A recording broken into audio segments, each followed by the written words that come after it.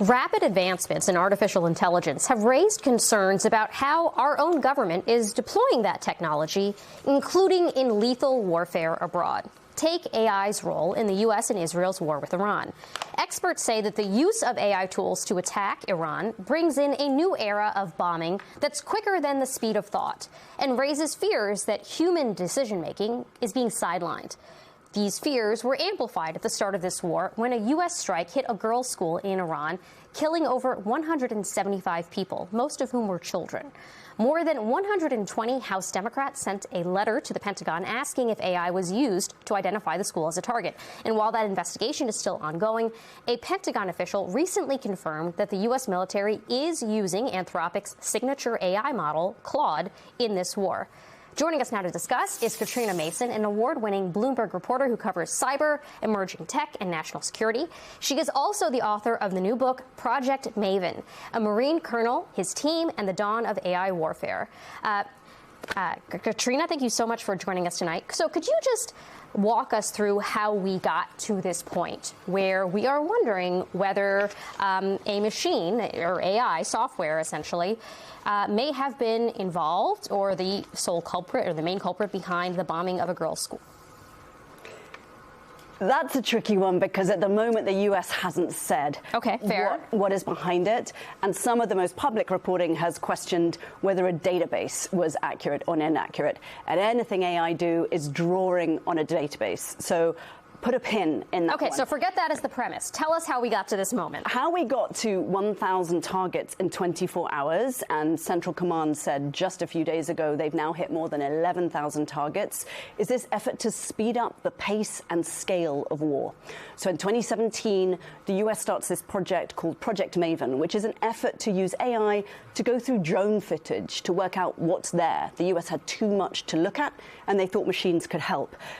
But the people behind this project always envisaged that this would help give white dots on a screen invested with coordinates and information that could ultimately be hooked up to weapons and used to target objects in a real war. That has taken since 2017 really to today to deliver this system, Maven Smart System. It's made by Palantir.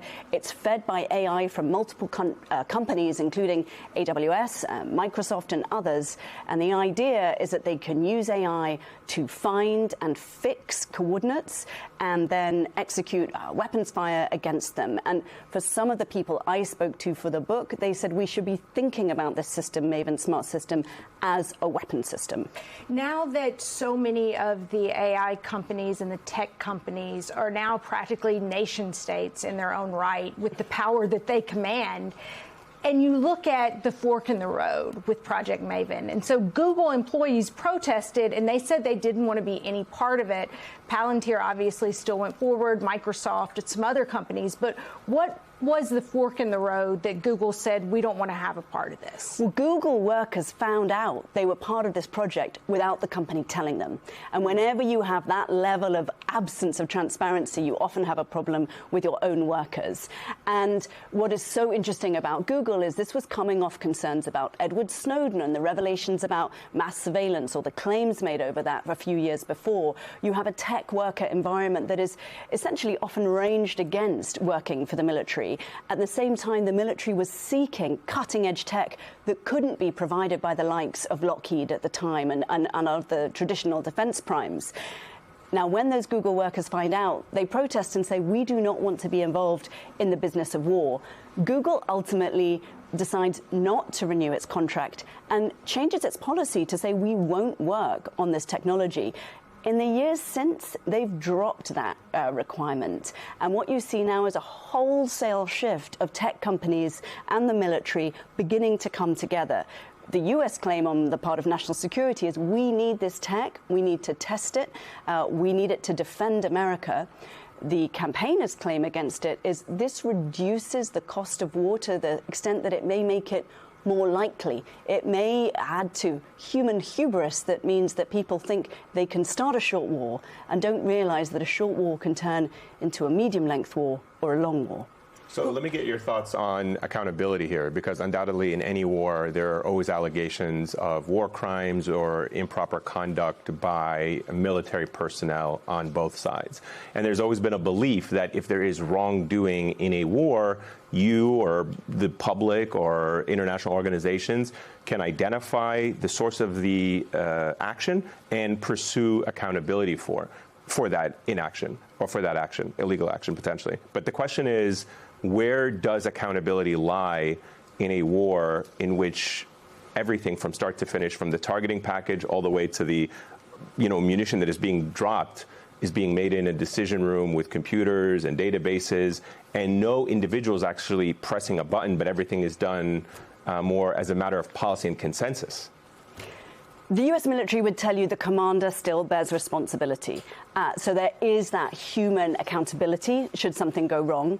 But I think if you go a little bit further, I was at West Point recently. A cadet asked a question. We can't send AI to The Hague. What is going to happen to us? So even with this long-standing policy that the responsibility to use lethal force always rests with the commander, the understanding of where technology has led to a certain decision point or analysis is becoming much fuzzier.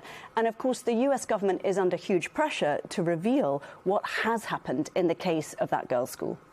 Before we go quickly, for the people that you've spoken to write this book, Project Maven, have you found that as they watched all of this develop and unfold, they had their own fingerprints in it, that they experienced any kind of regret or moral injury themselves? So I spend a lot of time speaking with Colonel Drew Kukor, who's now retired, but he was the chief of Project Maven. And I wanted to know exactly this question. And they were, his family were gracious enough to let me meet him and his wife. And I found out that they discussed it at home a huge amount. His wife sees no appeal of war, but she wants, if anyone is doing war, them to do it ethically. So they're an extremely committed couple who believe that the dignity of humans matters. And she had her own views. She wondered if she might be haunted eventually by this technology. Where it lands, I think, with Drew Kukor is he doesn't regret anything he's done. He thinks he is doing this to protect civilians, to protect American lives. But the main thing he said is, are we responsible enough to look after all this tech as America, as the nation of innovation? That is a key question. Katrina Manson, so good to have you. Thank you so much, and congratulations on this book.